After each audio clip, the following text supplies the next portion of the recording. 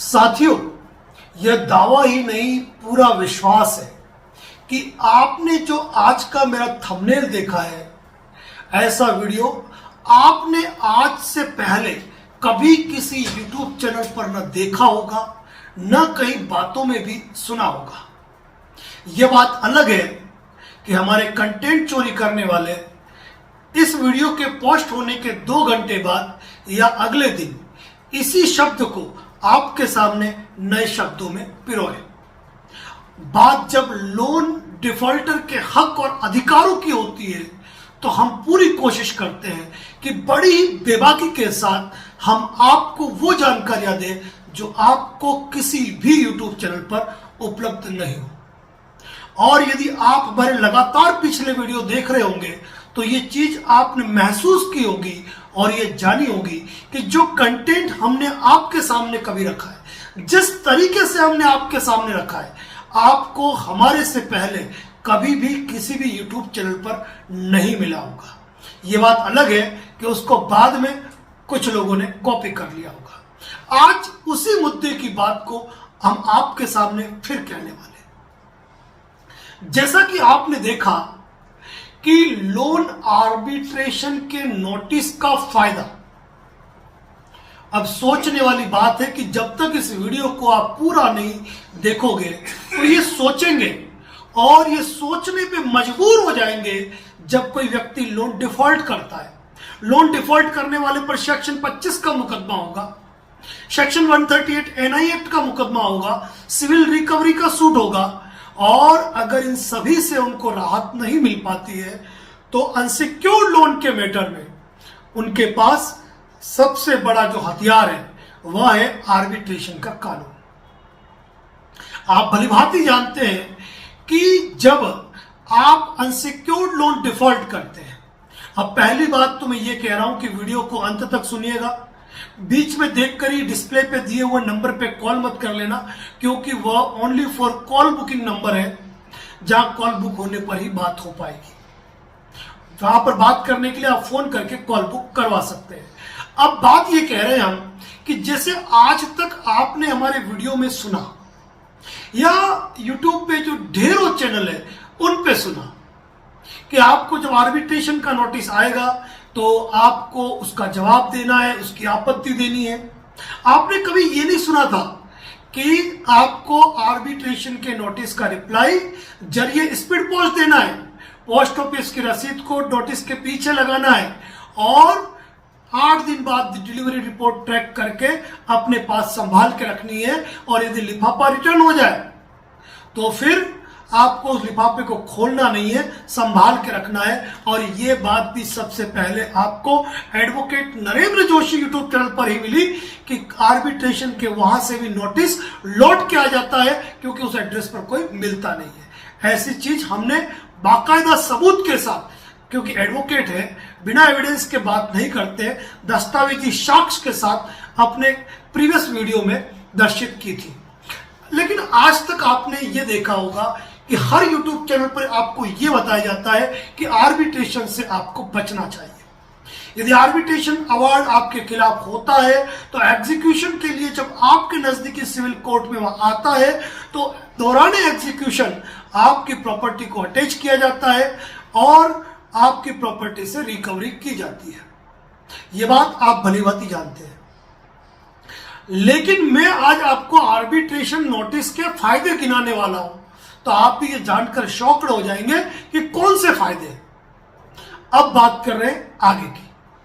फिलहाल मैं आपको ये कहता हूं कि जब भी आपका अनसिक्योर्ड लोन NPA हो जाता है तो NPA की कंडीशन में या फिर आप कई NBFC को धैर्य है ही नहीं, वह पहली दूसरी आपकी बाउंसिंग पे आपको कंपनी की तरफ से आर्बिट्रेशन का नोटिस भेज देते हैं कि ये आपका ड्यूज है, आप 7 डेज 15 डेज में क्लियर करें, अदरवाइज हमें आर्बिट्रेशन प्रोसेस फाइल करना पड़ेगा।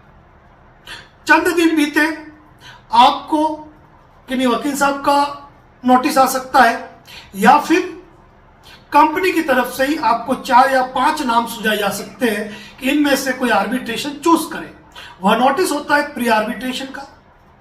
उसके बाद आर्बिट्रेशन नोटिस आता है आर्बिट्रेशन नोटिस आया, आपको उपस्थित रहने को कहा जाता है। वैसे तो मैं कहता हूं कि फेयर काम वही है जो काम रजिस्टर्ड पोस्ट के जरिए हो, लेकिन एनबीएफसी कंपनी को न जाने कौन सी, हम 21वीं सदी में, शायद वो 31वीं सदी में चलना चाहते हैं कि हर चीज को मेल पे भेजकर अपने कर्तव्य की तीसरी पूरी कर लेते हैं।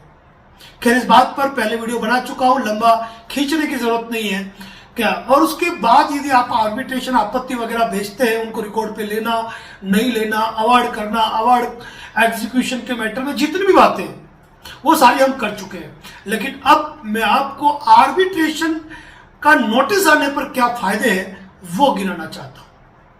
और आप यदि कमेंट्स में लिखेंगे कि यदि ये वीडियो आप पहली बार देख रहे हैं, आर्बिट्रेशन के कोई फायदे गिना रहा है, तो जरूर कमेंट्स कर सकते हैं आप। हो सकता है कि इसके बाद कोई दूसरे साहब वीडियो बनाए, वो एक अलग बात हो गई। अब बात कर रहा हूं आर्बिट्रेशन के फायदे की। सबसे पहले आपका लोन डिफॉल्ट हुआ।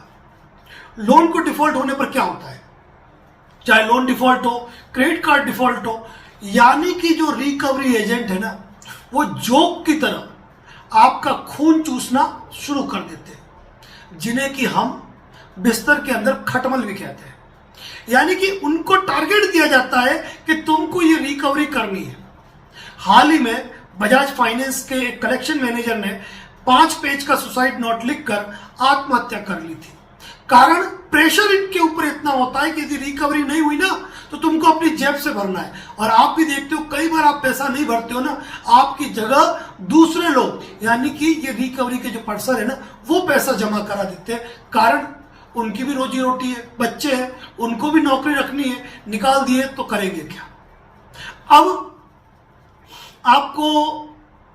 आपका लोन डिफॉल्ट हो गया, आपको लोन रिकॉल नोटिस आ गए, लोन डिमांड नोटिस आ गए, इंटीमेशन नोटिस आ गए, ढेर सारे नोटिस आ गए, पर आपके कान पे जू नहीं रेंगी। आपने किसी नोटिस का जवाब नहीं दिया, आपको सेक्शन 25 का नोटिस आ गया। लो साहब, सेक्शन 25 यानी कि ईएमआई बाउंसिंग का। लेकिन यह भी सुन लीजिए कि section 25 the payment and settlement base 138 NI act है। यानी कि वहां पर सबसे पहले जब किस्त बाउंस होती है तो रिटर्न मेमो पर, यानी जिसको कि ईसीएस एनएसीएच मैटर में R7 रिपोर्ट कहा जाता है, उसमें जो बाउंसिंग की डेट है ना, उसके 30 दिन के भीतर आपको लीगल नोटिस देना है। अब वो लीगल नोटिस जरिए रजिस्टर्ड पोस्ट देना है। ये बात अलग है कि हमारे कुछ बुद्धिजीवी जो उनके कंपनी के लीगल एडवाइजर हैं, वो मेल्स वगैरह का सहारा लेते हैं, जो किसी भी तरह से वैध नहीं है। अब आपको रजिस्टर्ड पोस्ट से नोटिस आ गया साहब। अब आपको नोटिस तो आ गया, लेकिन आपने उसका भुगतान नहीं किया। अब क्या करना है कंपनी को, अपने को सेक्शन, यानी कंपनी को सेक्शन 25 का मुकदमा, कंप्लेंट केस कोर्ट में फाइल करना है। अब मैं आपको बता दूं, भले ही सेक्शन 25 के नोटिस कंपनी जारी कर दे, यह जरूरी नहीं है कि वो आपके खिलाफ सेक्शन 25 का मुकदमा करे ही करे। क्यों? इसके पीछे बहुत बड़ा कारण है कि सेक्शन 25 का नोटिस तो वो अपने जो लीगल टीम है ना, उनके माध्यम से भेज देते हैं, लेकिन कोर्ट में तो उनको एडवोकेट के पास जाना है, जो प्रैक्टिसिंग एडवोकेट के पास जाना है, जिसके पास स्टेट बार काउंसिल का रजिस्ट्रेशन नंबर है, जिसके की सनद कहा जाता है, जिन्होंने की एआईबी एग्जाम क्लियर हुआ है, यानी कि जो एज एन एडवोकेट कोर्ट में प्रैक्टिस करते हैं। अब उनको तो एनबीएफसी सैलरी देती नहीं है, वो पैनल लॉयर है। अब पैनल लॉयर है तो उनका खर्चा लगता है, कोर्ट की फीस लगती है। अब कोर्ट में प्रोसेस फाइल कर दिया, केस फाइल कर दिया। अब केस फाइल होते ही कोई नोटिस जारी नहीं हो जाएगा, उस पर कॉग्निजेंस होगा, और कॉग्निजेंस होने के बाद आपको समन जारी होगा, और इस सारी प्रक्रिया के अंदर लग जाते हैं 4-6 महीने। अब आपको समन डिलीवर्ड हो जाए टाइम पे, ये भी जरूरी नहीं है।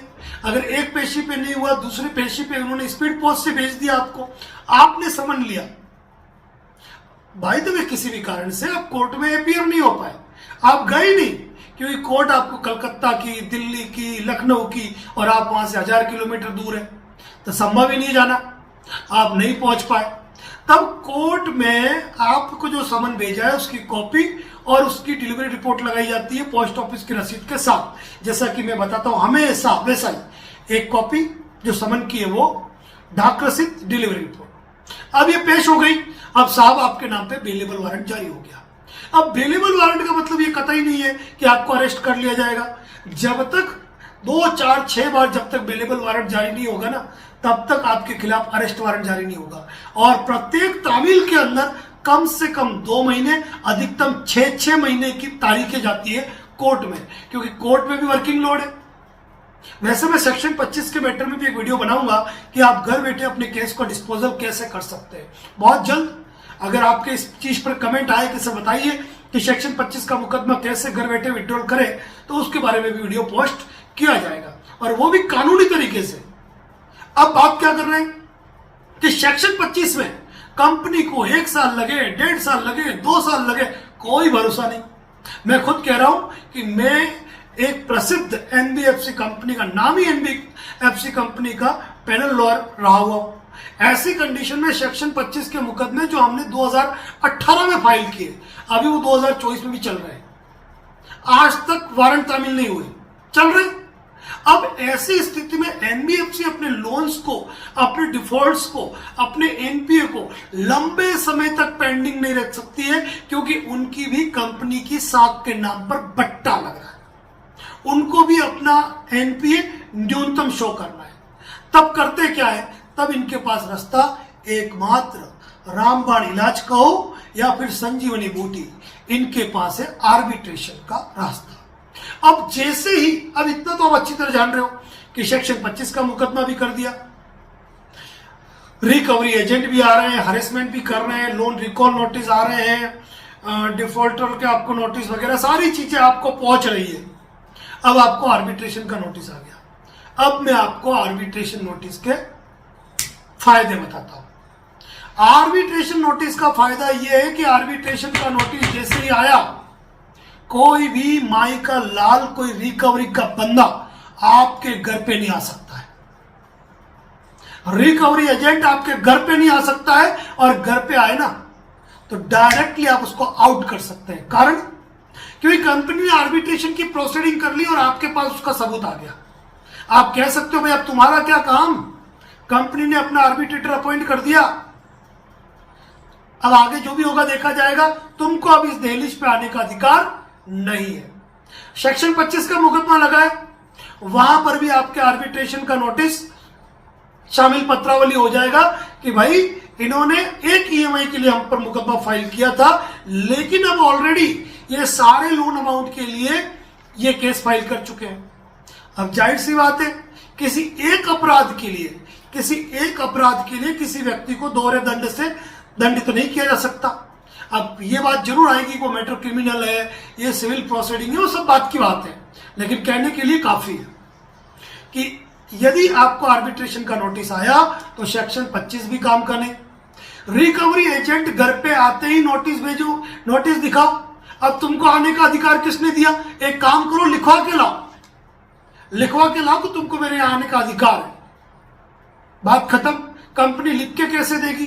जो रिकवरी एजेंट अपने साथ में डीआरए का लाइसेंस लेके नहीं आते हैं, कंपनी की आईडी लेके नहीं आते हैं, होम विजिट का लेटर लेके नहीं आते हैं, अब वो आर्बिट्रेशन लेटर पे ये लिखवा के कैसे लाएंगे? अब ऐसी स्थिति में यदि आप पुलिस को भी फोन करो, अगर वो परेशान कर रहे हैं तो पुलिस को आप डायरेक्ट दिखा सकते हो, ये देखो कंपनी ने आर्बिट्रेशन की प्रोसीडिंग कर ली है। यहां पर एक और बात कहना चाहूंगा, केवल अनसिक्योर्ड लोन के मैटर में नहीं, सिक्योर्ड लोन के मैटर में भी आर्बिट्रेशन की कार्रवाई होती है। अब आप ये सोचने पे भी मजबूर हो जाओगे, सर हमने तो पहली बार सुना कि अनसिक्योर्ड लोन के ऊपर भी आर्बिट्रेशन की कार्रवाई होती है। जी हां, बिल्कुल होती है। कारण ये कि जो एनबीएफसी कंपनियां सरफेसी एक्ट के अंतर्गत लिस्टेड नहीं है, जिनको सरफेसी का पावर नहीं है, जिन्होंने सरफेसी में अपने दस्तावेज लेकर सरफेसी का अधिकार नहीं लिया, वह कंपनियां सरफेसी एक्ट के अंतर्गत कार्रवाई कर नहीं सकती है। अब ऐसी स्थिति में उनके पास भी आर्बिट्रेशन के अलावा दूसरा विकल्प नहीं है। तो ये मुद्दे की बात सुन लीजिए आप। अब आपको रिकवरी के फोन आते हैं, कॉल हरेसमेंट होते हैं, उनको भी आप फ्लैट जवाब दे सकते हो कि आपकी कंपनी से आर्बिट्रेशन का नोटिस आया हुआ है, अब आप बोलने का अधिकार नहीं रखते हो। अब इतनी बातें मैंने आपके फायदे की बता दी कि आर्बिट्रेशन नोटिस का फायदा क्या है। ना तो रिकवरी एजेंट आपके घर आ सकता है, ना आपको रिकवरी के लिए कॉल कर सकता है, ना कोई फर्जी पुलिस, वकील या कोर्ट के नाम से फोन कर सकता है, ना आपके खिलाफ अब नए सेक्शन 25 या 138 एनआई एक्ट के अंतर्गत भी मुकदमा अब नहीं हो सकता। यानी कंपनी के पास यदि आपके पोस्ट डेटेड चेक पड़े हुए हैं एंड कंपनी ने यदि आपको आर्बिट्रेशन का नोटिस भेज दिया है, देन ये मान के चलिए अब कंपनी आपके खिलाफ 138 एनआई एक्ट का मुकदमा भी नहीं कर सकती है। बताइए, क्या ये इनमें से कोई भी जानकारी आज तक किसी YouTube चैनल पे सुनी? नहीं सुनी। लेकिन ये बात ये है कि हमारे चैनल पे भले व्यू कम हो, लेकिन जो दर्शक इस चैनल को रेगुलरली देखते हैं वो इस बात को मानते हैं कि advocate Narendra Joshi and associate YouTube channel और फेसबुक पेज पर जो कंटेंट्स होता है वह यूनिक होता है और वह यूनिक जानकारियां होती है। यही कारण है कि हमारे एक प्रिय दर्शक श्रीमान त्रिवेदी साहब जो कि गुजरात से हैं, उन्होंने हमें एक शब्द दिया है। अब मैं वो शब्द मैं नहीं कहूंगा, वो खुद ही कमेंट्स करके बताएंगे कि उन्होंने हमारे लिए क्या वर्ड यूज किया है। उसके लिए मैं उनको धन्यवाद ज्ञापित करता हूं और वो खुद ही लिखेंगे, आम जनता आप खुद देखेगी कि वो हमारे लिए क्या कहना चाहते हैं। अब इसका मतलब ये नहीं है कि आर्बिट्रेशन नोटिस का फायदा हो गया, फायदा तो ये हो गया। अब दूसरा फायदा क्या है? दूसरा फायदा ये है कि आर्बिट्रेशन में आपका हरेसमेंट नहीं होगा। आपको आर्बिट्रेशन नोटिस आया है, चाहे कंपनी से आया है, प्री आर्बिट्रेशन का आया है, आर्बिट्रेशन नोटिस आया है, या फिर आर्बिट्रेशन अवार्ड ही पास क्यों न कर दिया गया है, एक लीगल एक्सपर्ट एडवोकेट से मिलकर ऑफलाइन या ऑनलाइन कंसल्ट करके आप अपने मामले में आप एक मजबूत जवाब हाई कोर्ट, सुप्रीम कोर्ट की नजीर के आधार पर भी, जिनका अवलोकन, जिनका दृष्टांत लिया जाएगा, उसके आधार पर एक परफेक्ट रिप्लाई आप आर्बिट्रेटर को भेज दीजिए। अब यदि आपने आर्बिट्रेटर में अपनी असहमति जता दी, यदि आपने जो नोटिस आया है उसमें जो मुद्दे के कंटेंट्स है, यदि आपने उनको क्रॉस करते हुए रिप्लाई दे दिया, तो आर्बिट्रेशन ने यदि आपके नोटिस को रिकॉर्ड पे नहीं लिया और यदि आर्बिट्रेशन अवार्ड पास कर दिया, यदि आपके मैटर को रिकॉर्ड पे लिया लेकिन आपत्ति को तरीके से नहीं लिया तो भी अवार्ड पास कर दिया, तो भी दिक्कत नहीं। और यदि लिफाफा लौट के भी आ गया तो पैक लिफाफा ये साबित करेगा कि ये आर्बिट्रेटर कितना सही है और कितना गलत है। और ऐसे आर्बिट्रेशन अवार्ड भविष्य में कोर्ट में नहीं टिक पाते हैं। और एक नहीं अनेकों ऐसे उदाहरण है जहां आर्बिट्रेशन एक्ट का दुरुपयोग करने पर, मैं क्या कह रहा हूं, हाई कोर्ट, सुप्रीम कोर्ट तक की बात ही नहीं करूंगा, जिस कोर्ट में ये एग्जीक्यूशन कराते हैं ना, उन्हीं न्यायालय द्वारा उन्हें खारिज कर दिया जाता है और उन्हें फिर से एक नवीन सिरे से अपने आर्बिट्रेशन की प्रक्रिया को पूर्ण करना होता है। तो जब एक बार मामला जो लटक जाता है ना, तब पूरी तरह लटक जाता है और आपके लिए खुल जाते हैं सेटलमेंट के रास्ते, यानी कि 10%, 20%, 25% जो आपके केस के अकॉर्डिंग बेटर होगा वैसे सेटलमेंट हो जाते हैं। तो साथियों, लेकिन ये ध्यान जरूर रखना, अगर मैंने आर्बिट्रेशन नोटिस के आपको फायदे गिनाए ना, तो आप ये मत सोच लेना कि आर्बिट्रेशन नोटिस को लेके बैठ जाए और उसको दिखाने के लिए एक सर्टिफिकेट के रूप में अपन उसका इस्तेमाल करें। नहीं, आपको उसका जवाब भी देना है। सर्टिफिकेट के रूप में इस्तेमाल करो उसको, जहां जहां मैंने बताया उसको अप्लाई करो, लेकिन उसका जवाब भी देना है। साथियों, इसी प्रकार लोन डिफॉल्ट से जुड़े महत्वपूर्ण मुद्दों पर हमारे द्वारा जानकारियां इसी चैनल पर दी हुई है। हम खुला कहते हैं, किसी को कॉल बुक करने की आवश्यकता नहीं है। यदि एक व्यक्ति हमारे चैनल पर विजिट करके यदि सारे वीडियो देखता है ना, उसे हमें तो छोड़ो, किसी से भी कॉल बुक करवाने की आवश्यकता नहीं है। फिर भी कुछ लोग अपने मैटर में बात करना चाहते हैं, सलाह चाहते हैं, समाधान चाहते हैं। पहले तो हम यही कहते हैं कि अगर आपके पास राशि है तो लोन डिफॉल्टर मत बनिए, चुका दीजिए, और नहीं है तो लोन के दलदल में और मत फंसिए। कहीं और से लोन लेकर लोन चुकाने का मत सोचिए, रुक जाइए, स्टॉप हो जाइए। और इस मैटर में यदि आप किसी भी लीगल मैटर में डिस्कशन करना चाहते हैं, लोन डिफॉल्ट के मैटर में बात करना चाहते हैं, तो डिस्प्ले पे जो नंबर दिया हुआ है वो सिर्फ केवल और केवल कॉल बुकिंग के लिए, वहां फोन करके आप अपनी कॉल बुक करा सकते हैं। और कॉल बुक कराने का मतलब ये नहीं है कि आपको तुरंत फोन आ जाएगा। शाम 6 बजे बाद जो एक सुविधाजनक समय होगा आपके लिए भी, हमारे लिए भी, उस समय कॉल आएगा जहां विस्तार से एक एक मुद्दे पे बात की जाएगी। और एक बार नहीं, पहली बार कॉल हमारी तरफ से आएगा, उसके बाद जब भी आपको दिक्कत है आप कॉल कर सकते हैं, ये अधिकार है। धन्यवाद। जय हिंद, जय भारत, जय मेवाड़।